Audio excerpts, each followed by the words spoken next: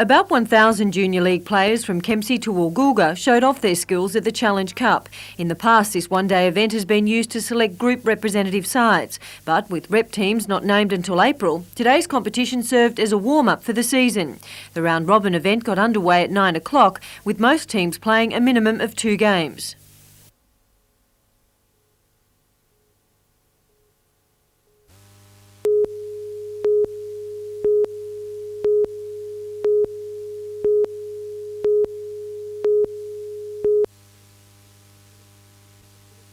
The force of the impact gave the 30-year-old Nambucca man driving the station wagon no chance of survival. Shortly before 11 this morning, the car crossed to the wrong side of the road on the crest of a hill, 15 kilometres north of Raymond Terrace, and collided head-on with a heavy vehicle transporter. As a result of that impact, the truck has dragged the Commodore back along the highway. The truck driver, who was uninjured in the crash, could do little to avoid the collision. Evasive action would have involved another vehicle he was overtaking on the inside lane of the highway. That car, containing Dean Essex, his wife and baby son, only just slipped through the trouble. It was just, I don't know how close I was, but it was bloody close. Well, the truck was overtaking me. It was sort of heard this big bang and got covered in oil, and the whole car and myself got covered in the oil off the out of the truck. And as sort of the truck disappeared, I looked in my mirror and saw him all jackknifed. A later inspection of the loader revealed an added danger. And as a result of the impact, the chains on the truck had broke. So the truck that was on top of the trailer could have toppled on that vehicle, yes.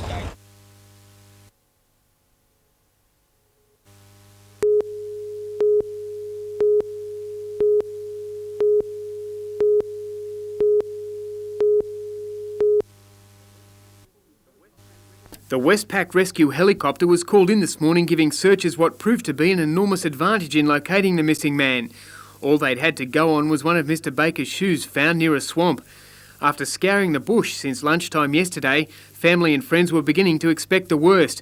Their fears heightened with the knowledge that Mr Baker, who was being treated for Parkinson's disease, hadn't taken his scheduled medication. It was just after 10 that the helicopter crew spotted 66-year-old Les Baker slumped in the reeds in the middle of the swamp. Ground parties rushed to his aid.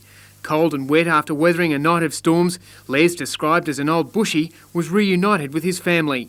The swamp was so vast and the tall reeds, he was actually in the reeds, and it made himself a bit of a bed in there for the night. And without the chopper found him reasonably quick. Glad to see them come this morning, I can assure you.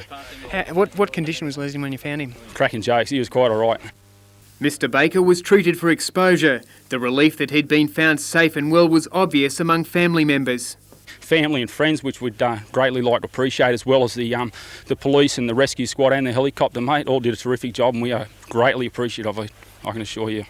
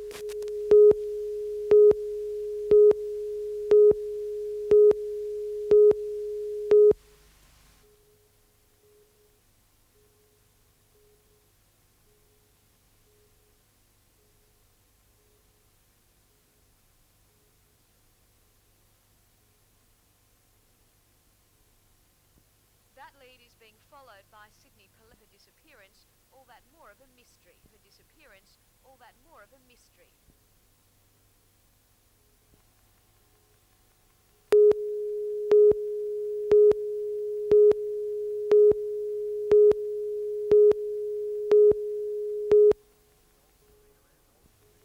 Dolls have been around since the year dot.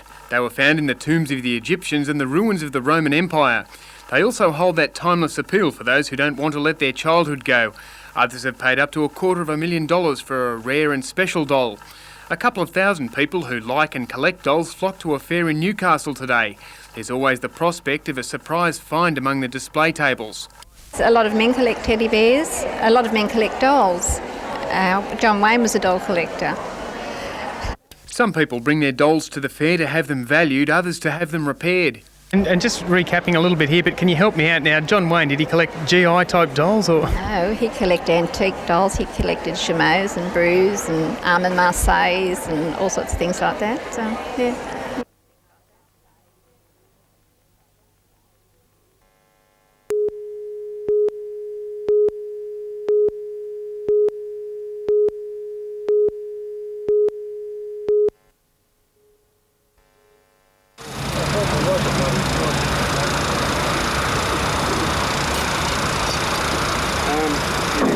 What do you reckon? When he picks it up, is that what you want to do?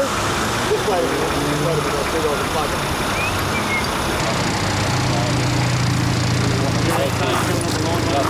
No, it's all right.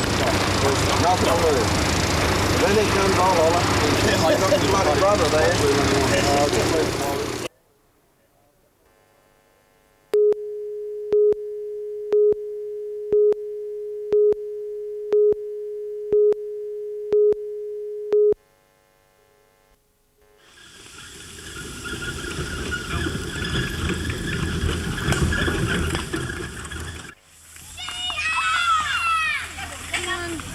Come on, boys. Go.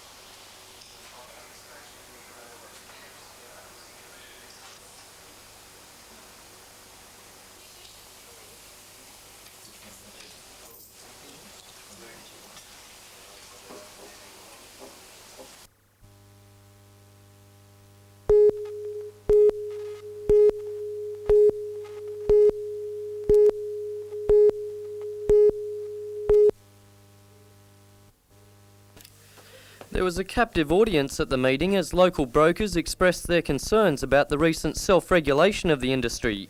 The Australian Wool Exchange, formed by growers, brokers and buyers, began in February as a result of this government deregulation. The Wool Exchange will look after those number of matters that are of mutual benefit to buyer and seller and the transfer of the ownership of wool, covering the conduct and administration of wool selling, providing wool market information and assuring quality of the Australian wool collection. The local brokers pushed for an increase in the number of sales they can have in the wool season. Instead of 3 big sales, they want 5 smaller ones in the selling period from July to December. However, that proposal has already been knocked back due to the reputation Newcastle has as a small mover of wool. There was even a cloud hanging over the viability of the selling centre and its 200 employees. I don't think at this stage that Newcastle will be in jeopardy because of we've got a very strong following for Newcastle sales, and I think all Newcastle brokers at this stage want to fulfil our clients' requirements.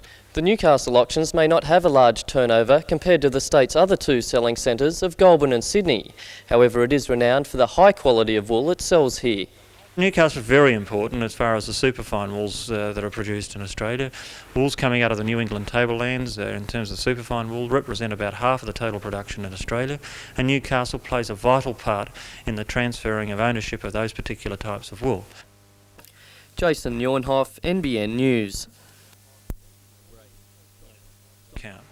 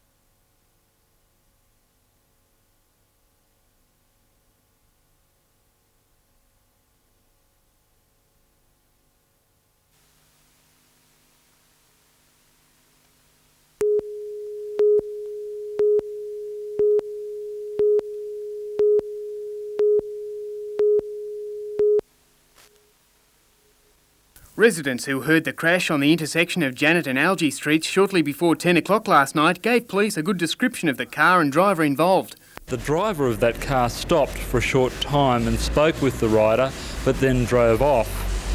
Now, other witnesses have said that that driver did appear to be intoxicated. The 26-year-old bike rider is in a serious condition in hospital with multiple fractures. The car is a 1979 light blue Toyota Corona, registration KON 311. Its driver is described as 40 to 50 years old, 178 centimetres tall with greying hair and glasses. Police wish to speak to the driver of a white Celica, which may have been at the scene of the crash.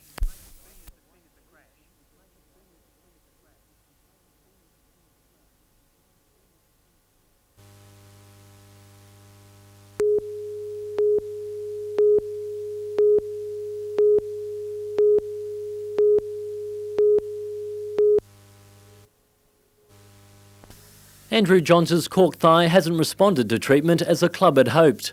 Team physios will continue to treat the injury, but it's likely Johns will be unable to take the side's goal kicks unless his thigh improves remarkably overnight. This leaves the team without a recognised goal kicker for the important game against the Bulldogs. The latest problem is just one of the injuries that has hit the Knights in the last few weeks. This has forced coach David Waite to make 3 changes to the side for the Bulldogs clash. David Smith comes in for the injured Russell Wire, Paul Marquette replaces Adam Muir, and Wayne Richards has been promoted to the first-grade bench. David Smith is expected to excel in the centres after playing outstanding games in both reserves and firsts last week.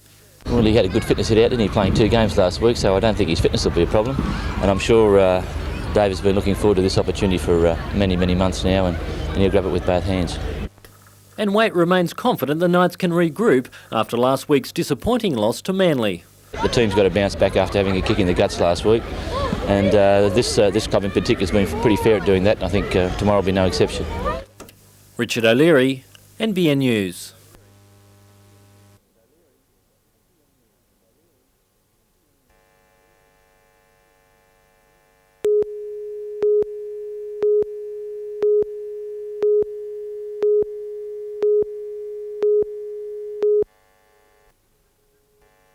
The university's student population now far exceeds the expectations of planners who designed the campus's sporting facilities in the 1970s. The university had about 5,000 students when the existing sports centre was constructed. We now have a population approximately 15,000 students plus staff. The Orkney Sports Centre presently provides a basketball court that's also used for aerobics when it's not booked to seat students doing their exams. At exam time, all sport, including the use of the gymnasium downstairs, is suspended because of noise. The planned redevelopment will see the Orkney Centre expanded, with extra indoor courts, aerobics and fitness floor space, as well as physical education and academic administration areas.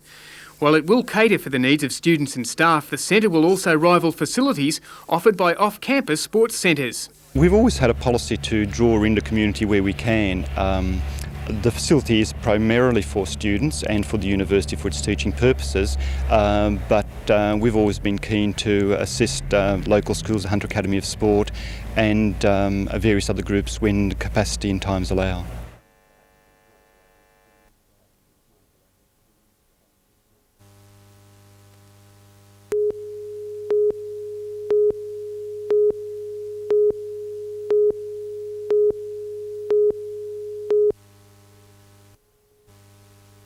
It would be any school teacher's nightmare.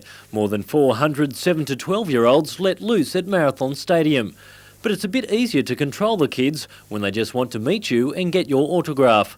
Knights players were joined by coaches from all levels of rugby league to introduce the game to some players and improve the standard of others. Mostly ball handling and passing skills. There are 2 tackling drills which will build the young people's confidence and teach them the correct technique, head and feet position in tackling, making the game safe and enjoyable for them. There were plenty of parents to cheer their young troops on, and some habits are hard to kick. The tackles may not have been bone rattlers, but they were delivered with just as much determination as their mentors. And what the Knights would do for a backline like this, if it could just get that last pass to stick. But organisers say the emphasis is on fun rather than perfection. They love it. You only got to look at their faces. Their faces are worth $1 million. They're just great.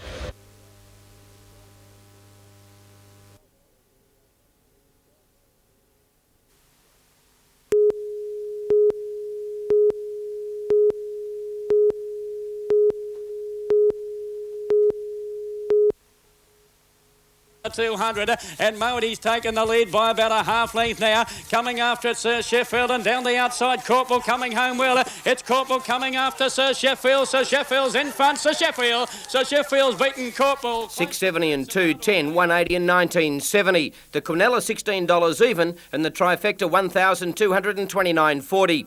The 8th at Grafton was the Raymore Academy Class 1 handicap over 1,000 metres, and it was an absolute boil-over.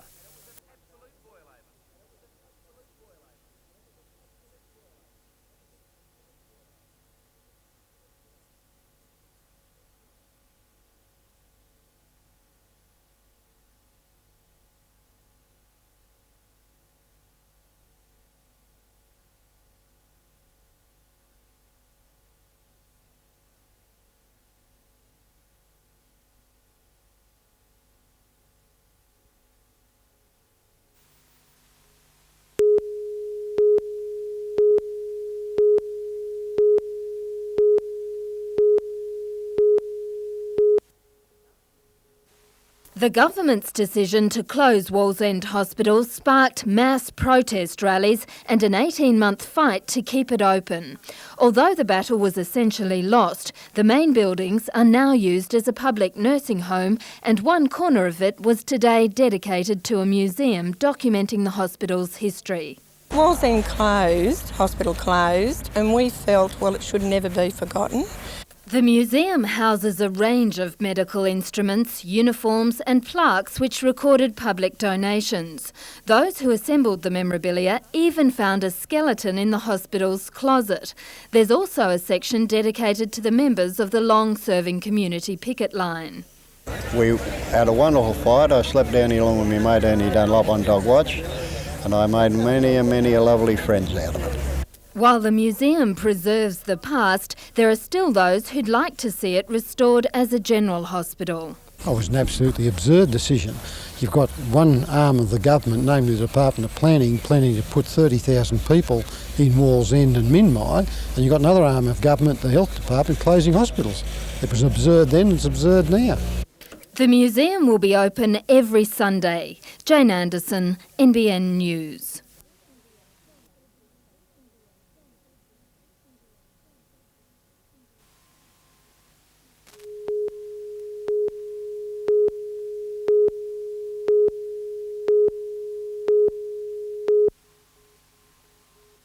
It was 5.5 hours before rescuers were alerted to Maurice Lattimore's plight. The Westpac rescue helicopter was immediately dispatched from Newcastle to rugged country at Toms Creek via Long Flat, west of Wauchope. Mr Lattimore's tractor had rolled back on him, knocking him into a creek and paralysing his lower limbs. Mr Lattimore, who was also suffering hypothermia, was found by his son at about 7 o'clock after he'd been missing since early afternoon. Rescuers arrived just in time. He had the additional problem of the eels in the dam that were biting him at the same time, so with his one free arm he was trying to fend them off and then keep his head above water, and that was his main fear, that his head would slip under the water and he would drown. A special thermal blanket, later demonstrated by paramedics, was used on the near-frozen farmer. The blanket restores normal body temperature within minutes. But Mr Lattimore's ordeal wasn't over yet. He still had to be flown out of the remote area. The rescue helicopter needed to refuel en route to Sydney's Royal North Shore Hospital. And here we are showing that we can do a 700k round trip to not only save someone's life but get them to specialist care like the spinal injuries unit at Royal North Shore to treat Maurice.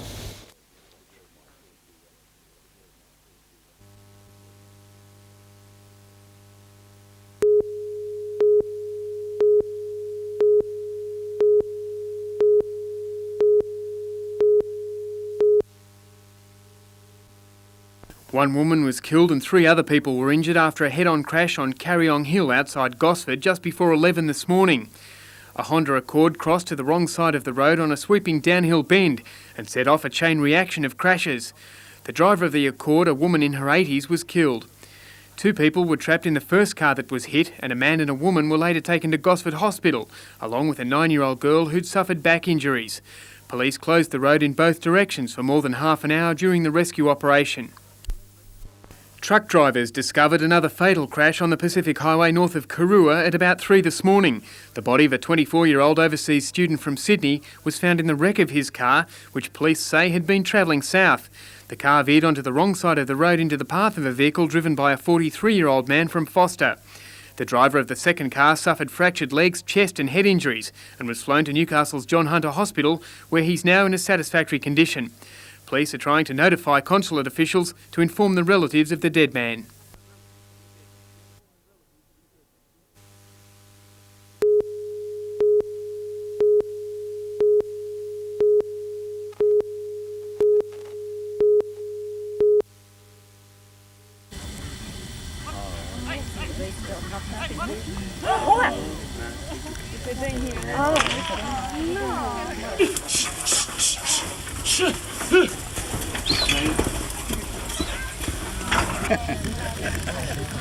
John and Jeanette offered us their car to take Tim over.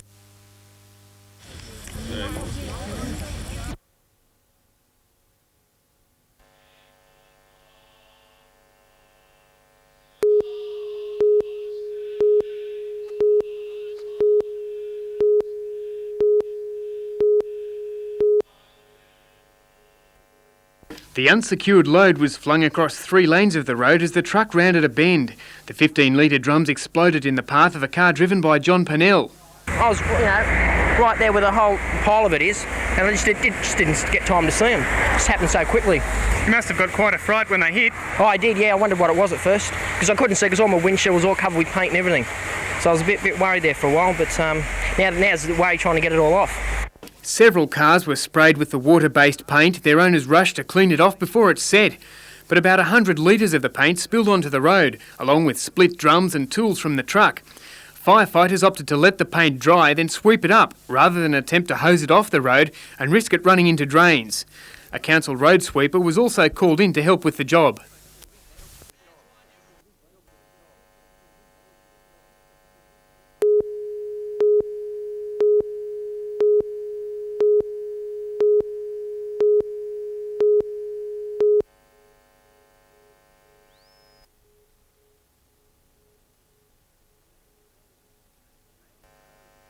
Land ho! And 15 Newcastle and Hunter venturers have had their first taste of life at sea. They've sailed the Sir Thomas Sopwith, a youth training vessel from Sydney to Newcastle, for what will be for many the start of learning the ropes of blue water sailing. It shows seamanship as well as comradeship. The whole component of scouting is put in here, yes.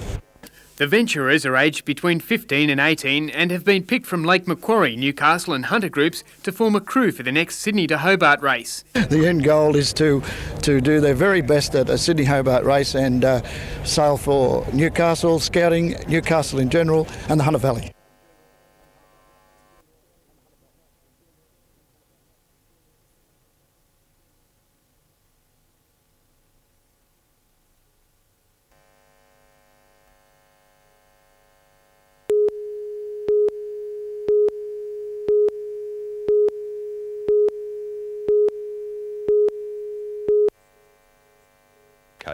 Land is certainly cheaper here, and there's quite a large pool of unemployed.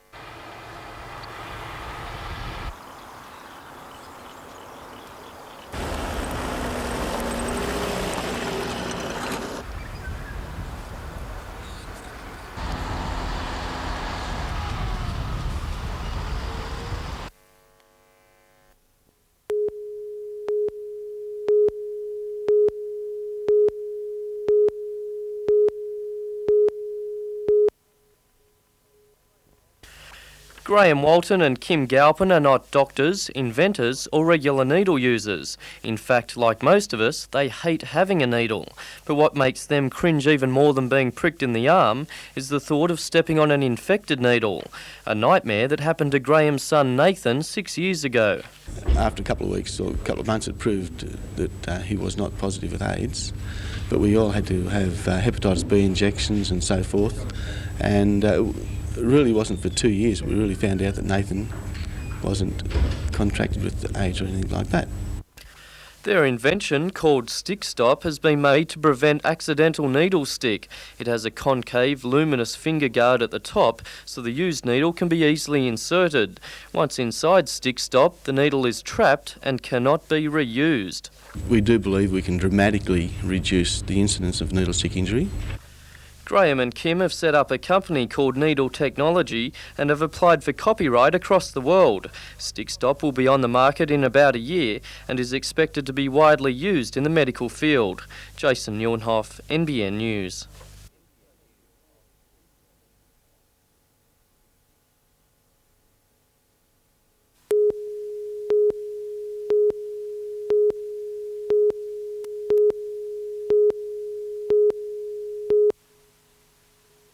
It was a brisk start for most of us. On the Barrington Tops north of Newcastle, the mercury was sitting on just 0 degrees. Snowfalls were recorded across the state, including Niangara in the New England Ranges, as a cold snap hit with a vengeance. We've had a burst of subpolar air. It's come from very southern latitudes, right through most of New South Wales, and it's also combined with really cold air in the upper layers as well. For most of the state, it was the coldest April day since 1991.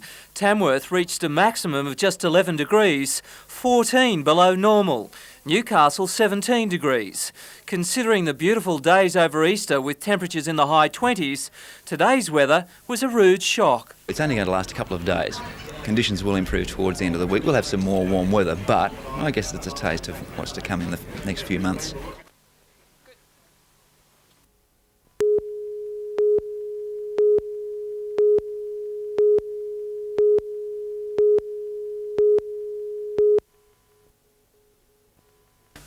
It was a full Muswellbrook courthouse for the start of the inquiry, which will determine the fate of the investment worth hundreds of millions of dollars and the future of the residents who neighbour the proposed mine site. Peabody Resources, which is part of a consortium of local and international backers of the mine, was first to present its submission to Commissioner Kevin Cleland. The company says the rolling fields just west of the town would be transformed into an open-cut coal mine, reaping 5 million tonnes of the mineral a year and generating $250 million. There'll be 300 employees in the mine, and of course there is that flow-on effect to places like Gininans and Newcastle, where much of the maintenance work associated with the mining equipment is done. Muswellbrook Council, when it fronts the inquiry on Friday, will push for a guarantee that local people will be employed at the mine. The Council's 28 recommendations will include environmental controls on dust, noise and vibrations from the plant. Residents will also get their say over the next 2 weeks before a recess and final submissions. Commissioner Cleland will then recommend to the Minister for Planning to approve or reject the project. Even if the Minister approves the mine immediately, it could still be many more months, even years, before the first coal is dug up from the Muswellbrook site. Richard O'Leary, NBN News.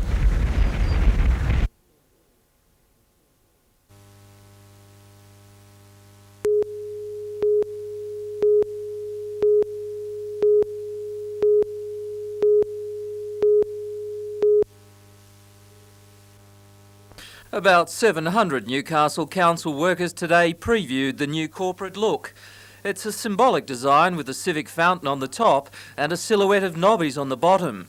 Although it's not a replacement for the coat of arms, it will become the new logo for the council. It's just a more commercial approach. In fact, the coat of arms will be on all our official documents, and it will be there sometime in tandem with the new image. At a total cost of around $20,000, the logos will eventually be featured on council trucks, in parks and on city signs. Council staff can even have a new look mug. The library and the art gallery also have new logos. I think it's very representative of Newcastle. I think it's about time we had a change. I reckon it's really stands out. It'll put Newcastle on the map. It's hoped the design will be so popular it may become a symbol not just for council, but the city. Peter Ryan, NBN News.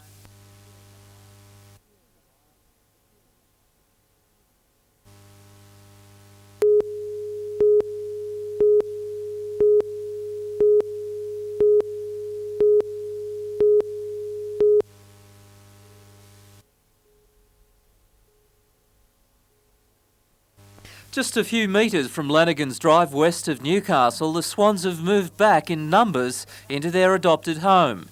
Every year with the late summer and early spring rains, this once dry paddock becomes a wetland and the birds feast on the fresh growth. It's a real banquet for them, so they get there in their hundreds feeding on those water plants. Cattle normally graze these fields, but with the rain, the birds move in. Swans are a very nomadic animal and they tend to move around depending upon water availability. The swans in Hexham Swamp at the moment could have come as hundreds of kilometres away, but just generally moving around from wetland to wetland. They'll stay while they can feed, some will also breed. In the meantime, it's a wonderful sight for passing motorists. These elegant creatures, not an ugly duckling amongst them.